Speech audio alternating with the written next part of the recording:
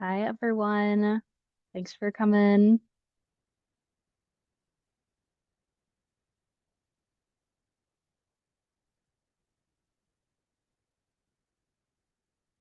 We're going to get started in just a little bit. See people still filtering in. For now, feel free to peruse the Your Brain Will Thank You resources on this page. If you haven't visited Your Brain Will Thank You beyond registering for this webinar today, please feel welcome to return to the website and send us any comments or feedback and explore some of the resources that we have for brain health that are on the resources page.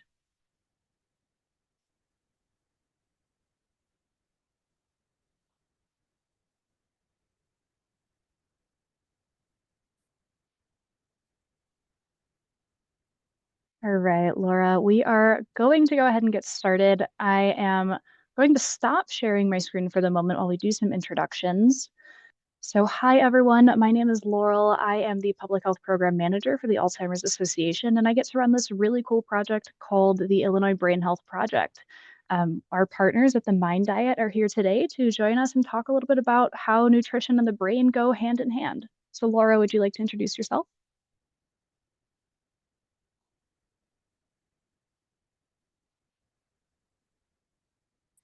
And you're here to do meal planning with the Mind Diet. And I'm going to be showing you the culinary side of it, and I'll walk you through all of that. I'm very excited to show you guys some things. If this is your first time joining us, welcome. We're so glad you're here. If you've joined us before, thank you for coming back. We love being able to share this information with you.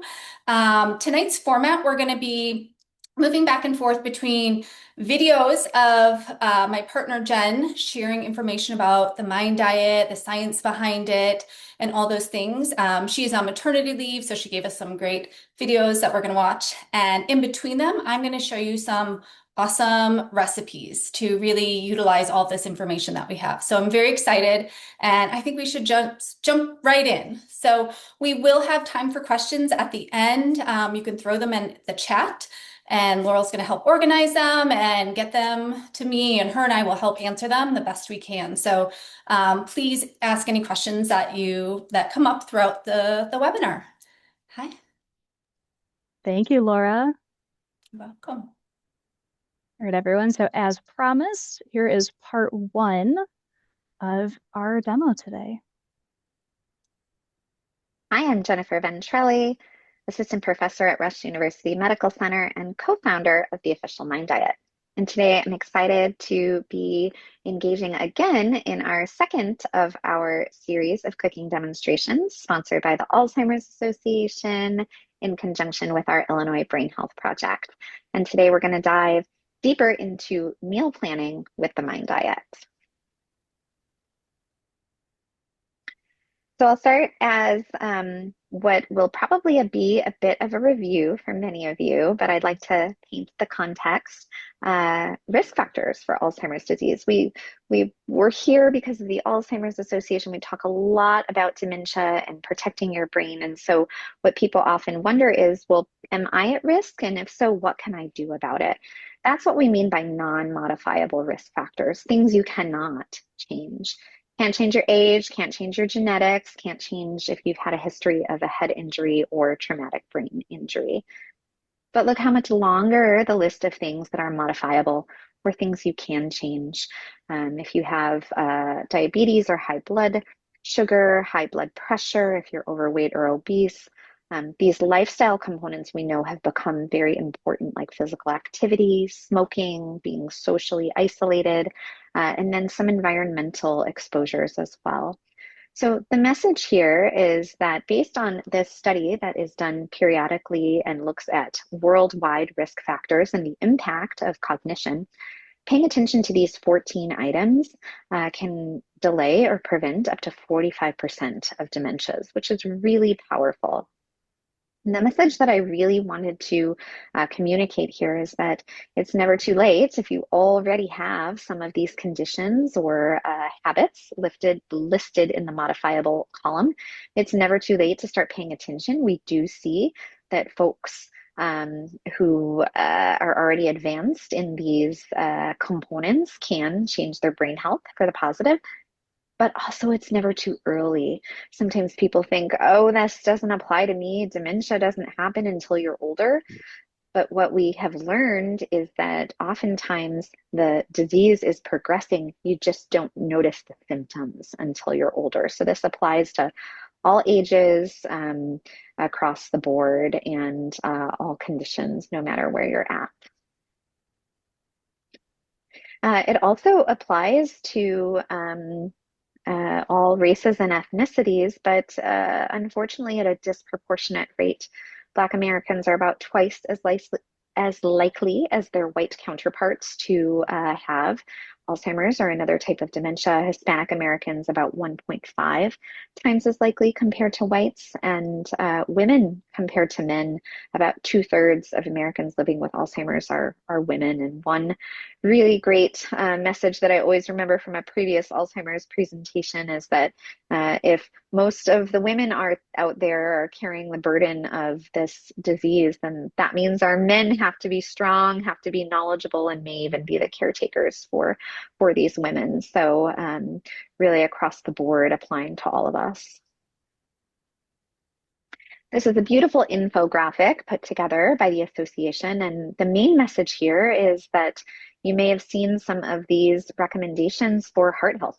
And we know what is good for the heart is good for the brain. So aside from doing things to physically protect your brain by doing things like wearing a helmet, those lifestyle factors, being smoke-free, exercising enough, challenging your brain, controlling and knowing your numbers around your cardiovascular risk, like blood pressure, diabetes, blood glucose, sleeping well, all of these things are really important. Staying in school and being well educated is a beautiful example of how it's never too early to start paying attention to brain health. Those who had good education earlier are at lower risk for dementia later in life. And these last components we'll dive deeper into now: eating right and maintaining a healthy weight, talking about our habits, especially the mind diet that we're about to get to. But before we do, another thing you may have seen in the news recently, the positive results of the US Pointer study. I had the privilege to be the co-director of the lifestyle interventions on this study. And what we did is we had one group that just got information about improving lifestyle, had a little bit of coaching, but mostly were responsible for implementing it on their own. And then another group that had a lot of support and were coached to meet these specific targets in these areas of lifestyle: physical exercise, following the mind diet, challenging your brain with new learning, and keeping social, and then also knowing your numbers and monitoring cardiovascular risk like hypertension and diabetes and blood sugar, like we just talked about, knowing how to talk to your doctor. Those folks who had structured health and had reached the targets had improved cognitive functioning by 1 to 2 years compared to those who just were given the information. So diving deep and really applying these components we have learned is really impactful. And here's our flagship program. If you're looking for resources to help you do just that, you should visit yourbrainwillthankyou.com. This is our Illinois Brain Health Project, and it's really broken down into simple recommendations and nice resources on how you can stay active, get good sleep, challenge your brain with new learning, and examples like today, cooking well with color and nutrients that are going to be healthy for the brain. So if you missed our first webinar on the mind diet, I'm sure one of my friends can drop the link in the chat here. You can revisit that, and we do a deeper dive into all of the science behind the mind diet, the components for each food. This is a bird's eye view. We want to get leafy green vegetables and other vegetables daily. The only fruit that's shown to be effective for brain health is berries. Are healthy fats that come from nuts and seeds and extra virgin olive oil. and then good proteins from our fish and seafood and lean poultry.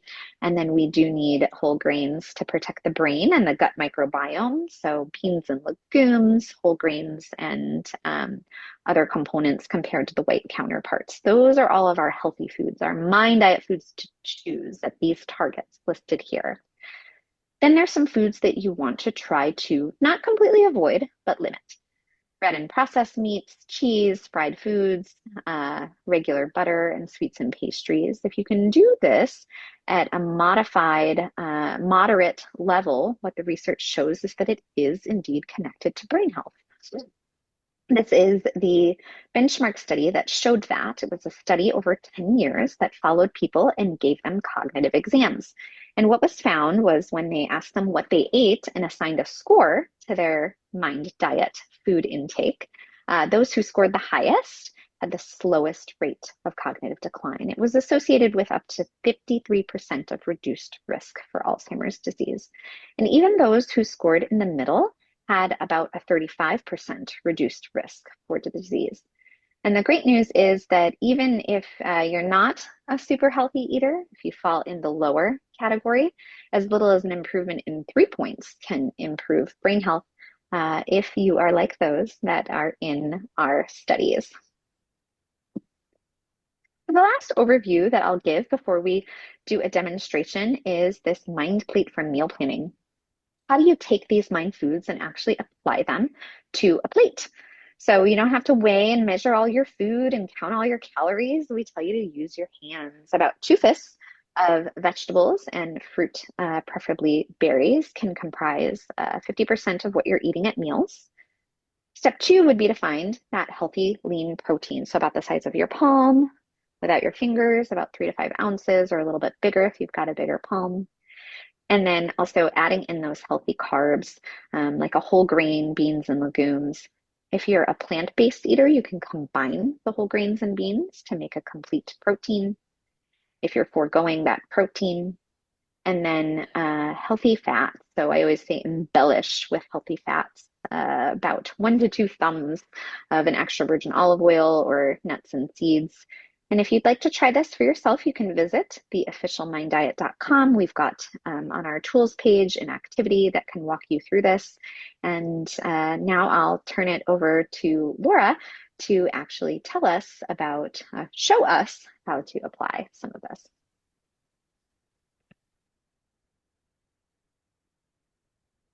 Great. So we are going to move on to the cooking demo portion of tonight. I will answer some of these questions that are in the Q&A by posting the link to the First Mind Diet webinar. And we actually do have a question, Laura, just to kick us off. This Mind Diet, who is this good for? Is it only for neurological conditions? Is it specific to Alzheimer's, or is it kind of good for everyone? That's a great question. So the mind diet, we always like to say never mind the diet because it's really a pattern of eating, and it's a combination of the Mediterranean and DASH diets with an emphasis on brain protective food. So who is it for? It's for everybody. What has it been studied for? For brain health. But since it is modeled and takes the components of the Mediterranean and DASH diets, it is good for anyone looking for heart healthy diet, any diet to help lower inflammation. It is an anti-inflammatory diet. So a lot of people with neurodegenerative conditions or concerned about their heart health can definitely benefit from the mind diet. So I encourage, it's not it's not like eat this, don't eat this. It's paying attention to certain foods and limiting others. So it really can be for anybody, no matter what their health conditions are or what they're dealing with. Yeah. Thanks, Laurel. Is there any other questions right now? No? None at the moment. You can go ahead and kick us off. All right, we're going to get right into it. We're going to get to the fun part, I think. I love hearing about the science, but now let's get to how we actually do this. So I have my cooking screen right here, and you can see me talking up here. And in the context of meal planning, I'm going to start with breakfast. I'm going to show you how to put together a really brain healthy breakfast based on those principles that Jen just talked about, incorporating those foods that we want to have on our plate and how to swap out some of those ones that we want to limit. So the first one I'm going to do is a take on oatmeal. So oatmeal is a very popular breakfast. It has lots of health benefits. I'm going to show you how you can make it a little bit more fun and a little bit more brain healthy.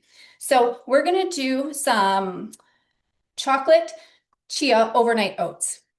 Okay, so overnight oats means instead of cooking them, you let them soak overnight so they get really soft, and they can be enjoyed hot or cold. I like the overnight oats because you can really play around with it, and it's something that you can make and store in the fridge, and you could have several meals for breakfast all ready to go. Also great for a snack or post-workout meal. So I just added my oats to the bowl. So we're going to start with that, and we're going to add in our dry ingredients. So the next thing we're going to add in is chia seeds. So if you've never gotten chia seeds before, they really don't have a strong taste, but they add a lot of really good texture, and they're very high in fiber and some good brain healthy fats. And we want to get nuts and seeds in the Mind diet. So this is a great, easy way to get it in. Next, I'm going to add some cocoa powder. So we did have a couple questions asking about chocolate. Is it a brain healthy food?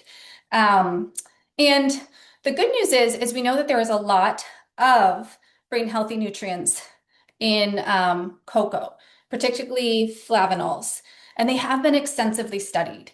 The results have not been super conclusive. We can't say, yes, this is definitely a brain health, but there has been some positive findings to really kind of push it towards a food that we want to be eating. And there has been benefits to the heart and particularly the blood vessels. So, be smart about it. We're not talking Hershey bars and M&Ms. We're talking about good cocoa powder, dark chocolate, and, an ounce or two at a time, not more than that. So I just added some cinnamon to this too. So we have our cocoa powder, cinnamon, chia seeds, and oats. Next, we're going to add our wet ingredients, which is some milk. I'm using almond milk here. You can use a low-fat dairy milk, milk of choice, or you can even use water. Just need some good liquid to soak it all up. I'm going to add a little bit of maple syrup for sweetener. You can kind of use your sweetener of choice. I like maple syrup because it's sweet, but you don't have to use a lot of it. Super easy to do. I add a little bit of vanilla as well. And I love the combination of chocolate and vanilla. It just makes it kind of almost taste like a dessert. You can absolutely measure. I'm not a big measurer. I like to just kind of pour it in, but we will have all these recipes available for you guys, and I'll email them out to you so you'll have these. Okay, and then we're just going to whisk that all up together. And this is going to be covered and go in the fridge overnight. You do want a good amount of time, at least 3 to 5 hours, preferably overnight, for the oats and the chia seeds to absorb all that liquid. Okay. And then when it's done, I'm going to show you how we make it into just even taking it up a notch, really making it yummy and delicious and having those brain healthy foods. So when it's done, we got this nice creamy, almost pudding-like texture for our oats. See, they're just so good. My kids love this. I think it's like a dessert. Okay. And then we're gonna add some fresh berries on it. So as Jen said, berries are the only fruit on the Mind diet. That doesn't mean don't eat other fruit. Fruit is fantastic, but berries are especially neuroprotective. And it's recommended to get 1 serving 5 times a week. So almost daily, right? So the more you can get it in daily, and the less you have to worry about it. And it's easy. Berries are delicious, right? So adding them here. Then I'm gonna add another nut in here. I have some pistachios. You can do walnuts or almonds, whatever you have on hand. Okay. And that is our super simple overnight oats. And I love having just this in the fridge that I can pull out and have ready to go. So having a go-to breakfast is the easiest way to know you're going to get in some brain healthy foods first thing in the morning. Okay. So that's our overnight oats. I'm going to show you guys another breakfast that I love. And this one I actually do for lunch a lot too. And it's a play on eggs and toast, which everyone loves, right? Eggs and toast are so good and easy, and they can be had at any time of the day. We're going to make them a little more brain healthy. Okay, so we're going to start. I have my pan going here. And we're gonna add some sauteed spinach to our eggs and toast. So I have a clamshell here of baby spinach, and the recommendation is getting 1 cup daily of leafy greens.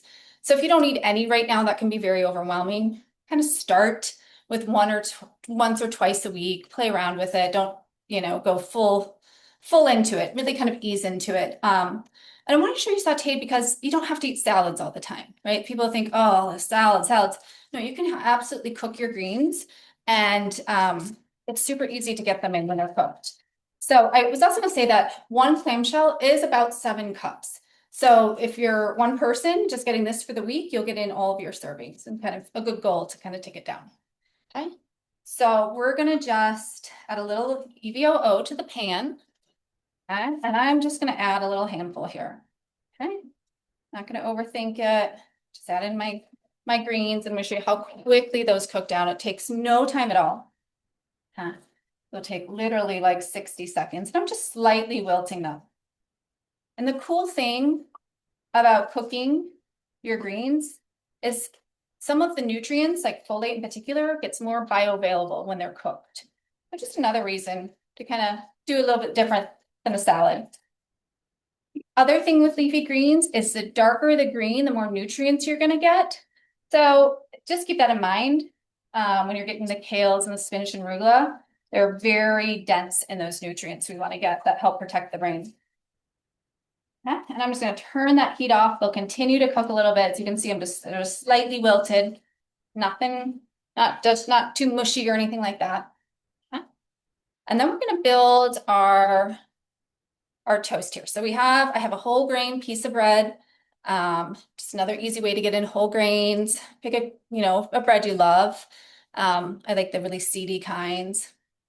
And for my spread, instead of butter we want to limit, not eliminate, but limit, I'm going to add some avocado. Okay, so I'm just going to slice this up and mash it right in there. Avocado toast is so versatile, right? And you're getting all those healthy fats in there. Again, I love this. My kids love it. And it's easy to just throw together and have on hand. So I did about a half of avocado there, all the way. Okay. And then I'm going to add my sauteed spinach right on top there. Okay. And if I have a little extra, it's okay. Okay. Next, I'm going to add eggs. So you can do eggs any way you like. Fried egg, scrambled egg. I like to cook up a bunch of hard-boiled eggs for the week just to have on hand and make it really easy to put together some meals like this. So I'm just going to slice it up any way you want. You can mash it. I'm just going to do this nice little slices there. Okay, and put that on top. There we go. And that's a good, nice little piece of eggs and toast there. And I'm going to make it even a little bit more indulgent, something I'm really going to look forward to eating. And I'm going to add some sauerkraut to the top of that. I've been really into adding sauerkraut to my eggs. I like the balance of that kind of tang and sour with the fatty avocado and the egg, the rich egg, and just getting in some good prebiotic food too, right? With that fermented cabbage. Onions work well on here. Pickles, just regular old pickles I love. I'm gonna add a little everything bagel seasoning.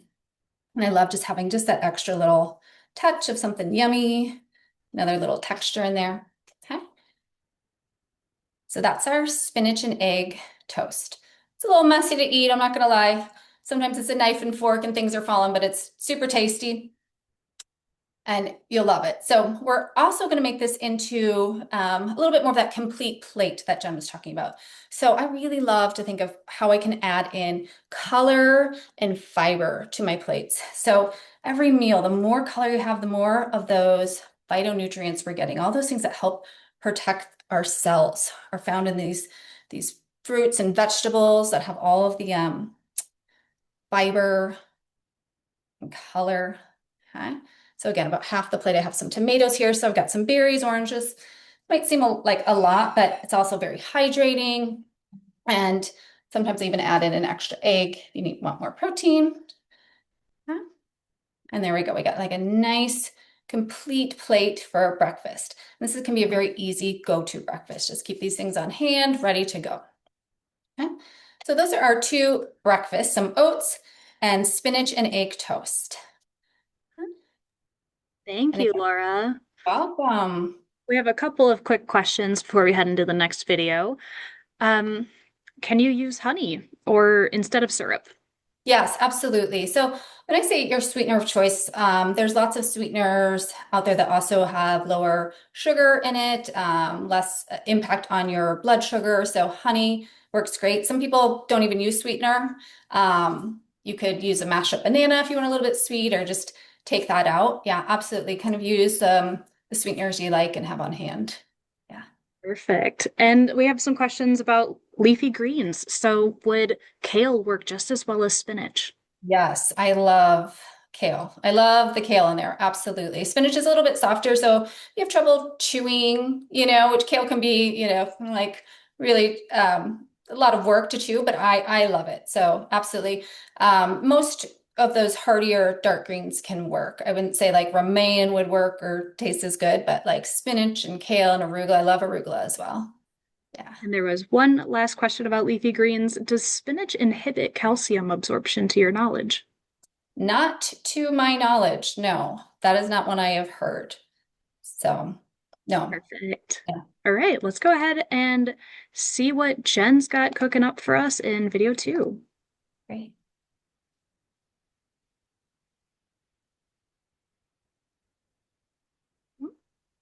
Sorry, everyone. Here we go.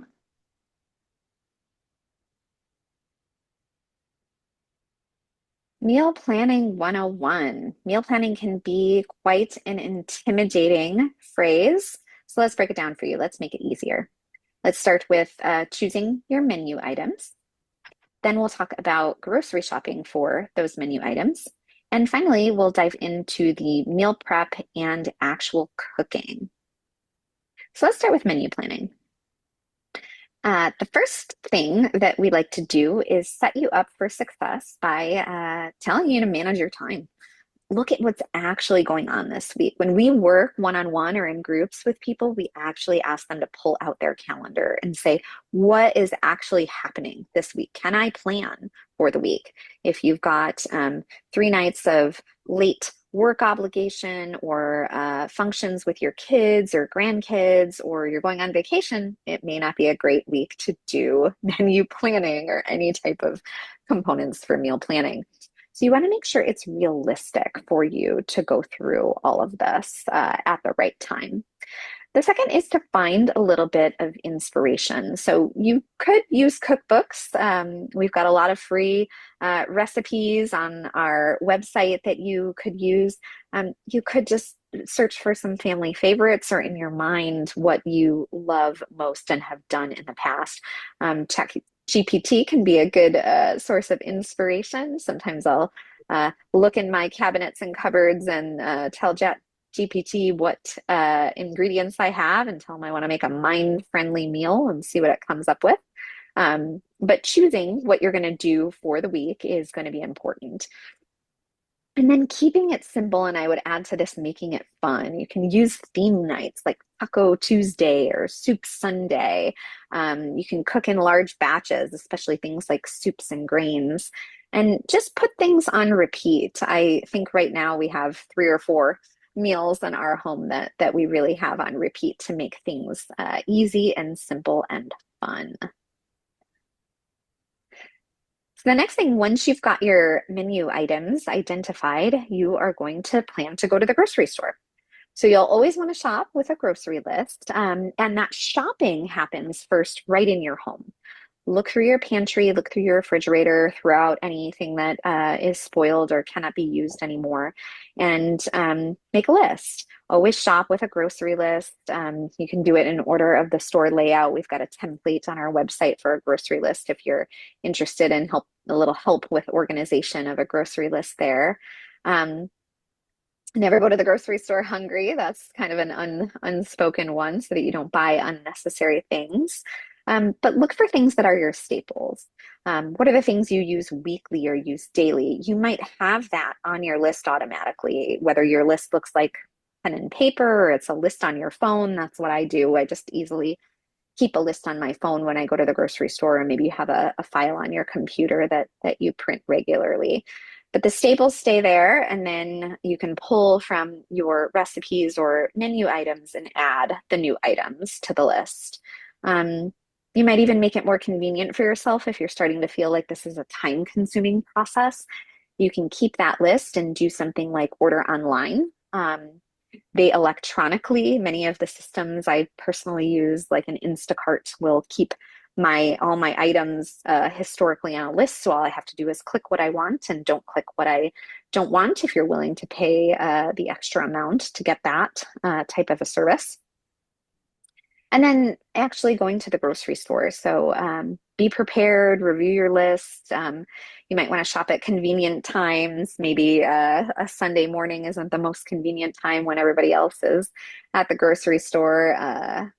Early evening or afternoon tends to be a little bit less busy, but do what works for your schedule. And then getting the family involved. If you're shopping with children, let them get involved. You might even allow them to choose a healthy or not so healthy approved treat because we know none of us are perfect and we want kids to feel empowered with their choices and be able to contribute for an overall healthy eating pattern, not necessarily every single food.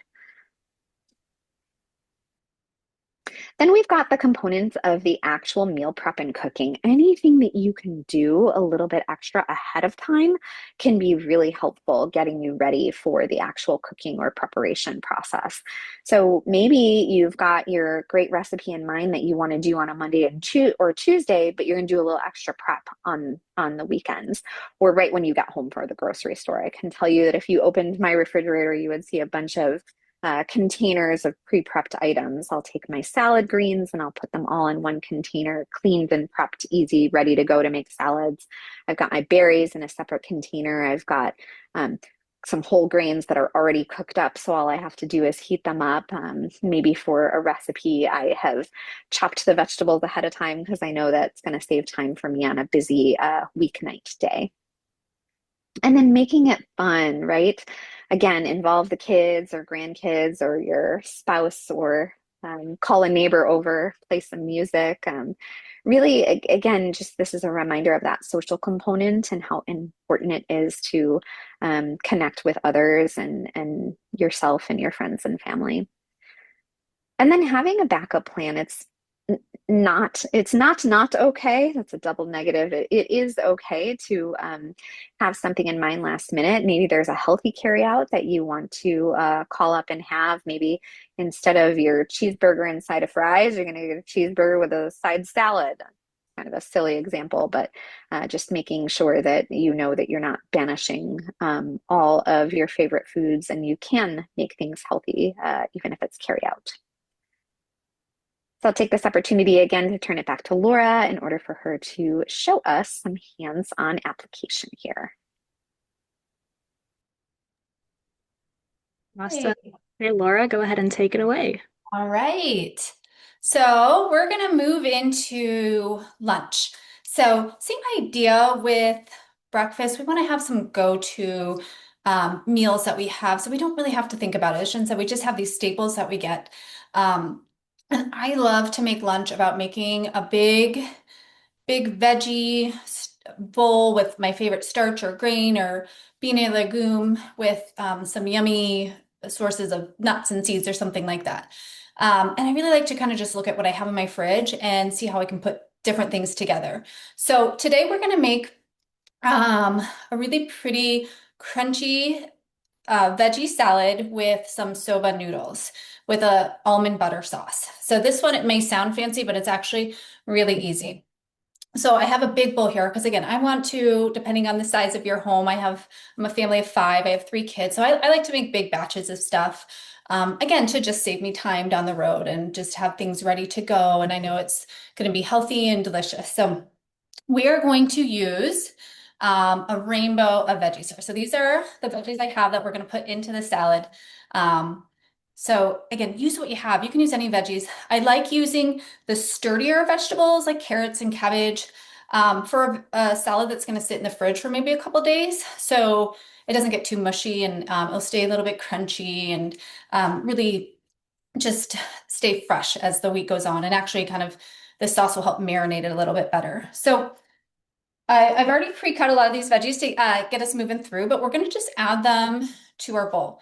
And again, the more color you can have in your dishes, the more fiber you're getting, the more gut healthy nutrients you're getting, and better for your brain. So again, eat the rainbow, vegetables every day on the Mind Diet. It's very important. And it really kind of energizes you. That's what I think. What am I going to have that's going to energize me? So I've added some peeled carrots. I just used a regular old peeler, chopped up my red cabbage, and I have some red pepper strips here. So super easy. Okay, so here's all my veggies. This one is going to be a plant-based bowl. So I love that when I don't have to have, a protein to think about cooking up, an animal protein. It will, stay a little bit fresher and last a little bit longer without the animal protein. So my plant protein I'm going to use is edamame. And I love edamame because it is a complete protein and they have such a good taste. It's soybean and they'll hold their structure really well. And again, adds that really nice color to it. So this is going to be one of our sources of protein. And then for my starch, I'm going to do soba noodles. So soba is actually made from buckwheat, which even though the name says buckwheat, it's actually not in the wheat family. It is a gluten-free pasta. I just buy this like this. Here we go, like that. And it's a little bit darker, starchy noodle, kind of cooks like a rice noodle almost. But you can also use whole wheat spaghetti or even ramen I've used if I have it on hand. And this just adds really good, that soft texture. I feel like the best thing about pasta or noodle is the texture that it lends. So I'm going to add this to the bowl. Okay. It just makes it that much yummier. I really like thinking of what textures I can add to something. So there we have our starch, our nice colored vegetables, our bean or legume. So this is a legume or our soybeans in there, edamame. Now we're going to make a really delicious sauce to go on this. And I love making a nut butter sauce. They're just so decadent tasting and simple to make. So this one, we're going to start with some almond butter. You could absolutely use peanut butter. Okay, almond butter just has like such a it's a little bit sweet. It's a little bit leaner than a peanut. And it's so good. So I love using almond butter if I have it on hand. Again, you can use peanut butter if you have it on hand. You could use tahini. I love using tahini, which is sesame seed. And then we're going to add some orange juice to this. You could also add water if you're trying to watch your, your sugar intake if you're having to deal with that. That's water works just as well. It's gonna thin it out, but that orange juice really adds a brightness to it, which just tastes so good. Okay.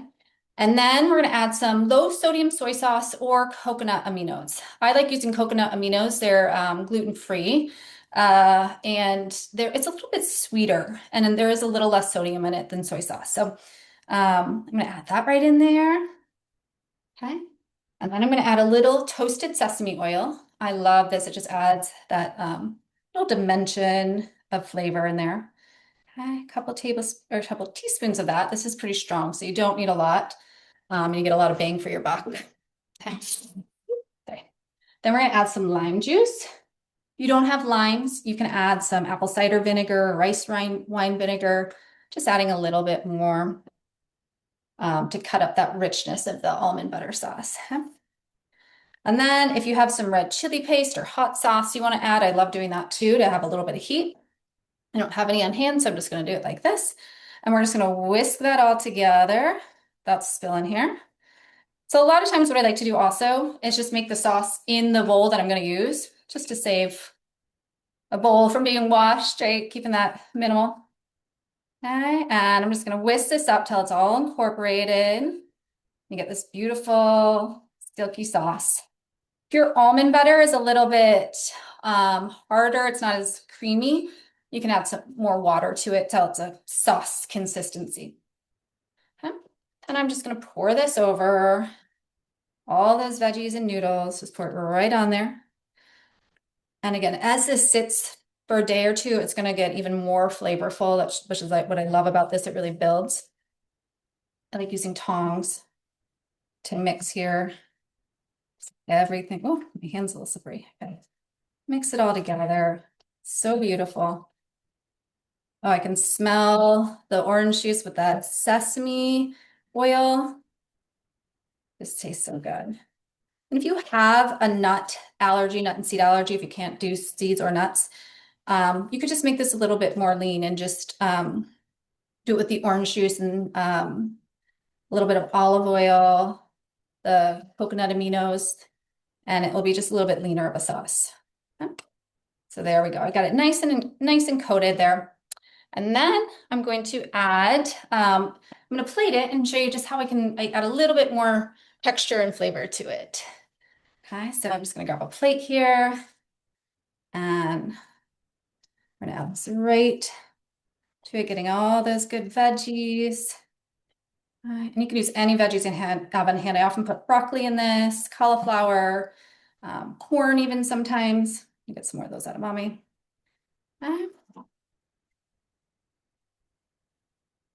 And then I'm going to top it with some crushed peanuts. Like when you go to a Thai restaurant and you get a good noodle dish and they have those crushed peanuts on top. I love that.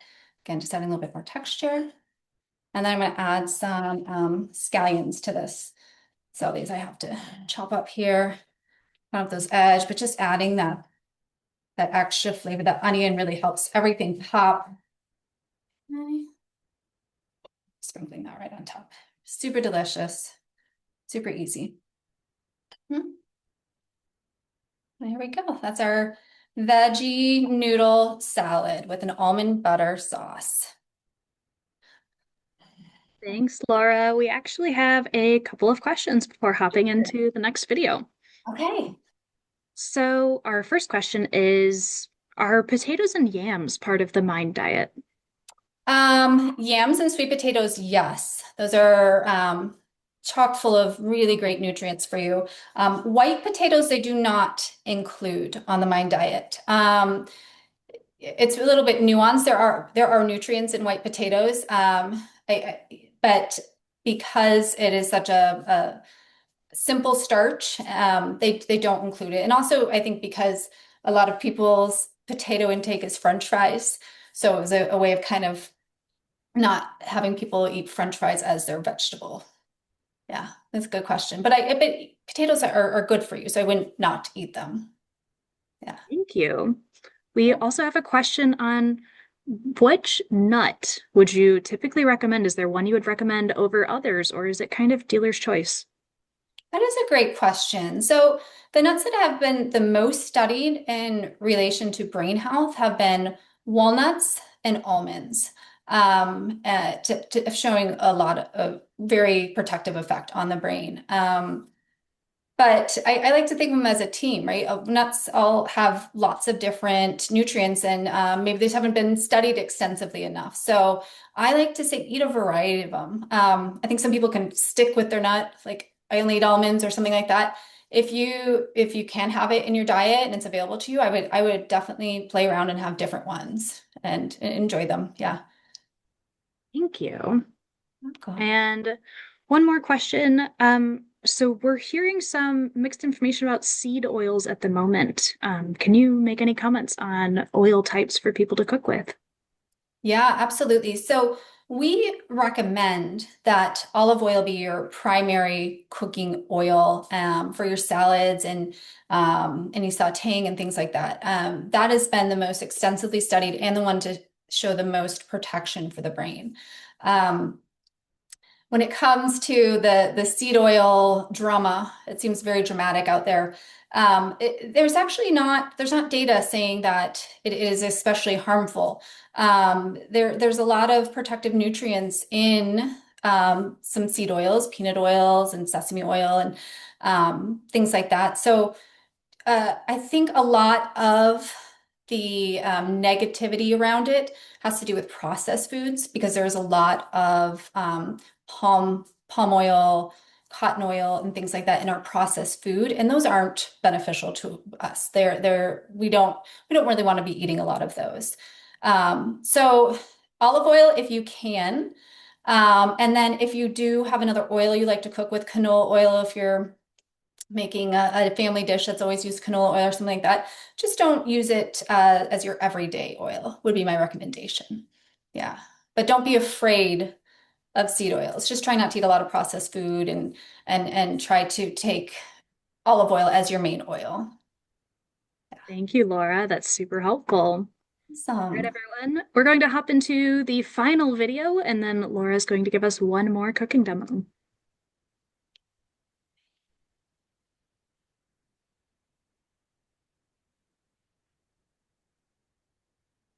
The moment you've all been waiting for, our strategy for meal planning for the week. We're going to do an example of a strategy we've come up with for meal planning dinners specifically. We call it the 3-2-1 social method. So if you can, again, start with time management, you're looking at your calendar, you're deciding which days you're going to prepare which items. So 3 of those days, you're going to decide to prepare meals from home. And you can assign those. Maybe one day is going to be a chicken dish, one day is going to be a fish dish, and another day you're going to do a vegetarian dinner, something like a meatless Monday. You can attach a theme to it and make it fun in that way. If 3 days feels like a lot, if you cook 0 days per week now, maybe even starting with one day, I can tell you more often than not, personally for me, my weeks look like preparing meals 2 days. I find that super easy because then the next 2 days, I'm literally going to repeat what I made. It's just leftovers.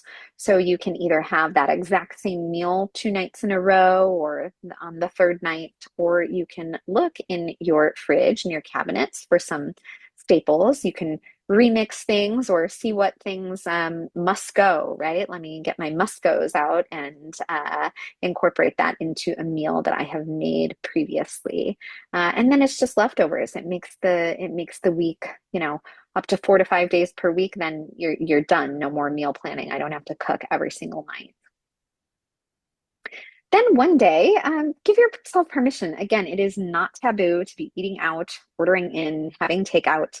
Um, you can make it a personal or family tradition. Maybe every Friday night is pizza night. Maybe your family thinks that's really fun. Or if you live alone, maybe you get it all to yourself, and that's one day a week, which is perfectly lovely and can be very healthy.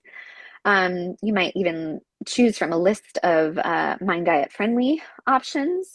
It is possible to order off a menu, helpfully. You can look for those staples like we talked about on the Mind Diet and incorporate those more often. And finally, again, we're bringing in the importance of having a social component. Maybe you have plans, maybe there's a party, maybe you think that it's a barrier if you have a meeting or a party where someone else is supplying the food, you think it's a barrier to eating healthy. It doesn't have to be. You just have to plan it within your week. This is my day that is just going to be my social day. Maybe it's a day I'm having people over and I can control the menu. And I'm meeting some family and friends, or it's going to be a special occasion. But this is a nice bird's eye view of a week's layout where you can have your assigned days where you plan ahead, plan meals from home, have your leftover days, whether they're incorporated with other items, have a day for dining out or ordering in, and having a day for being social. So once again, I'll turn it back to Laura for her to illustrate some of this for us. All right, Laura, are we ready for cooking demo 3? One here, and then we'll have some time for more questions if there are some. But so going on the theme of the 3-2-1 social method. So this is really meant to be used as take elements of it and see if it works for you, but it really tries to incorporate the idea of hitting those targets of getting your chicken, fish, and lots of veggies, but also kind of simplifying our way of having meals and really, cooking enough food to last for a couple days, having a variety of ingredients. So the dish I'm going to make for you today is an almond crusted chicken. So I wanted to talk about chicken because there's some things that can either make it a brain healthy food or maybe cause it to be more inflammatory.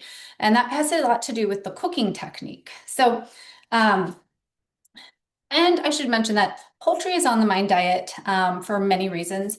It's not directly related to brain health, but it is on the Mind diet because there are lots of brain healthy nutrients in it and a great source of protein. So if you don't eat meat, the recipe I'm about to show you, I really love also doing with portobello mushroom or delicatata squash for a more veg forward meal. Okay, but so what we have is some chicken tenders, and these are boneless, skinless, and that's important because a big theme that they see is that people who have higher saturated fat intake have higher rates of dementia and a higher risk of dementia.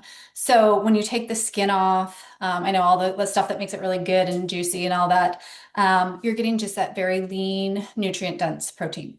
Now, with chicken thighs, those technically aren't a white meat. They're a little bit of a darker meat, but there's still lots of nutrients in those. So if you like the chicken thighs, just be mindful of the other sources of saturated fat you're getting and just, maybe trim a little of the extra fat off if you can. I'm going to do our boneless skinless chicken breasts. And what we're going to do is we're going to coat it as a way to protect it. So a lot of times when you cook protein directly on heat, think grilling, sauteing, frying, it increases these inflammatory compounds called advanced glycation end products. You don't need to remember that. Just know that when you have that high heat, especially if there's any sugar on there with the protein, those compounds go way up.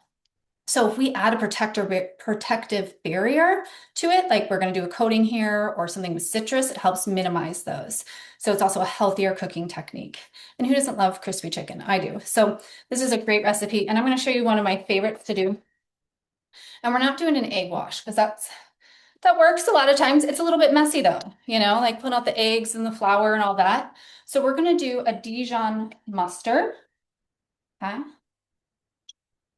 And this is what we're going to coat our chicken in to help the breadcrumbs stick. Okay. And then I'm going to also add a little bit of that soy sauce or coconut aminos, just adding a little bit more flavor. Okay. And that's it. And we're going to coat the chicken in this, and it's going to add so much flavor and keep that chicken so juicy when it bakes up. Okay. So I'm just going to get that all whisked together. Okay. And then our breadcrumb mixture is going to be panko breadcrumbs. If you can find whole wheat and you like them, great. I couldn't, so I just have white panko breadcrumbs. And then I have some crushed up almonds, okay? So it's gonna add just a really good crisp crunch to that, a little bit more fatty flavor to it. It's gonna be delicious. So also, I know a lot of people say they don't like making chicken because they don't like touching raw chicken. Get yourself some gloves. These are found in any grocery store or anything like that. I use this when I'm making chicken. It just feels a little bit more sanitary. And it's just easy to do. So, if it makes it easier for you to cook it, then great. And we're going to just coat that chicken in the mustard sauce. Just my glove hand here. That's the point of it. Okay, once it gets all coated in there, we're just going to run it through. Oh, I didn't mix this. I'm going to mix this up. It's keeping it separate. So just have it all mixed up. The mustard has a good amount of salt in it, and so does that. So soy sauce or coconut aminos. So I don't really salt it there. It's already got it in there. I don't need to add salt. And I'm just going to dredge it through those breadcrumbs, fully coating them. Okay. And then I'm going to transfer it over to our pan here. I'm just going to go through all of these. And I'm going to oven bake these. So again, you could do these in a saute pan, but a little bit healthier cooking method is to bake it in the oven. And I'm telling you, they stay just as crispy, almost. And I love batch cooking these and then freezing them. I love having this like in a wrap the next day. I'll show you a simple dinner to do with this. This is a really popular one. And we're going to have a nice honey mustard dipping sauce for it. I feel like I always need a good dipping sauce. Anything that can steer us away from ketchup too. Nothing wrong with ketchup, but just something a little bit more elevated. Okay. So, and then I'm just gonna take my glove off. My hand is clean. Put that in the garbage there. Okay. So I'm just gonna bake these in the oven for about 20 minutes. I'll flip them halfway through and they'll be nice and crispy and tender. Okay. So while those are going, I'm gonna show you a grain dish to do. So I love just buying any kind of grain. I have white rice and brown rice combined here. And I do that because I find my kids eat it a little bit better if it's mixed in with white rice. And it's just showing you don't have to have whole grain with everything. If you like white rice, if you like white pasta, then find ways to get your whole grains in other ways and just be mindful of how much of the white ones you're having, the all white starches. So I have that mixed in together here, and I'm gonna show you how I just kind of take a grain and really play with it and make it fun. So I always like to think of having different elements of flavor and dimension in it. So I love adding like a dried fruit to this. So I'm going to add in some dates. Okay, so I just have some chopped up medjool dates here. They're sticking a little bit, that's fine. Okay, and then I'm going to add some fresh mint and dill. And with herbs, you can chop them. They do really well if you just tear them though. They stay really fragrant and fresh. I love fresh herbs in my grain dishes. It really just makes it all pop. Okay. And then I'm going to add in, again, I have a lot of pistachios on hand, but almonds work great. Some seeds, you can do some sunflower seeds or pumpkin seeds. And I like to just do this nice simple grain bowl, just elevate it up a little bit. And then I'm going to drizzle it with some extra virgin olive oil and just a little squeeze of lemon. So taking just an ordinary grain, playing with it a little bit. And again, if you have a big batch of this, you have it throughout the week. It's so fun to know you have it all prepped in the fridge. And I get really excited. I'm like, oh, I have that. It's all ready to go. It's gonna be so good. So there we go. I have our grain bowl. And then I'm gonna put together our plate with our chicken. So we have our crispy chicken. That's like already cooked up. Couple of chicken there. And then I'm going to do Jen talking about the plate. You don't have to be exact with it, but just the idea of getting in. I would probably have one of those tenders to be honest, but if you have higher protein needs, 2 chicken tenders are great, depending on the size of them. Okay. Half a cup of rice is a serving. If you have 2 cups, you're getting 2 servings, that's fine. Okay. And then I'm going to add a nice salad because I love something crispy and crunchy with a fresh salad. So I'm going to show you how to make a really simple dressing with extra virgin olive oil. So we talked about olive oil as being kind of the MVP of oils on the Mind diet and Mediterranean diet, very well studied. And we're just going to add a little bit of an acid. So I'm going to do lemon juice here. Oh, got lots of seeds in there. You can also do balsamic. You can do apple cider vinegar. I love it, just nice and simple. I'm going to add just a touch of honey because I like that little bit of sweetness, and then olive oil. So usually 3 to 1 for oil to vinegar, but to your taste, if you like it a little bit more vinegary, then go ahead and make it 1 to 1, or 2 to 1. And I'm just gonna whisk that together. Such a simple, beautiful, bright, look at that. I love how it's a little bit yellow from the lemon juice, and just pour it over your grains there, or your greens. Okay. So salad does not have to be elaborate. I usually have just a plain green salad like this on our table with just a simple vinaigrette. So I know my kids are getting in their leafy greens too. I'm not saying they always eat it, but it's going to be on their plate. And the more they see it, the more likely they are going to eat it. Okay. And then we have a really good honey mustard dipping sauce for that chicken. And there we go. We have this dinner, and as Jen said, you can repeat it the next night. It's all ready to go. Put it in a wrap, change it up a little bit, and we have our delicious brain healthy dinner here. Thank you, Laura. I know that we're close on time, but if everyone is okay sticking around for a couple minutes, we can answer a few questions. So Laura, the number 1 question that's in the chat is, what is your stance on air fryers? So if Jen were here, Jen loves the air fryer. She talks about her air fryer all the time. So she is a big, big fan of it. I actually don't own one. I kind of cut myself off from kitchen equipment because I just felt like I was getting too much. So that's just my true story. But I think they're fantastic, and they seem very versatile, and I'm a little jealous of people that have them. So yeah, they're great. great tool. And you could absolutely add that chicken in there to crisp it up. Yeah. Fantastic. And with the lemon or lime juice, does it have to be fresh from the fruit, or can it be that kind of bottled lemon or lime juice that you see in the store? You could get the bottled, absolutely. You want that convenience, sure. I would just look at the ingredients. Anytime you buy something in a bottle, just look at the ingredients to make sure you're getting closest to what you want, right? You don't want a lot of other extra ingredients in there. So hopefully it will just say like lime juice. I haven't really looked at those bottles too much to see what else is in there. So yeah, just read your labels and try to keep the ingredients as minimum as possible. Yeah. Great. And speaking of added ingredients, we have a question on, is this cooking style low for sugar or low on sugar? Can you talk about sugar in the Mind diet really quick? Sure. So sugar is a food to limit on the Mind diet. But, and this surprises people, what they found for the limit before it becomes detrimental to your health was 4 servings a week. So we're not talking about like a croissant the size of your head. We're talking about like a cookie, adding sweetener to your coffee or something counts. So sugar can be inflammatory, they're finding. The more you can eliminate, especially added sugars, which are you know, maple syrup, honey, those all count as added sugar. They're a little bit more natural than granulated sugar. The more protective it will be for your brain. Yeah. Thank you. And are avocados considered a vegetable in the Mind diet?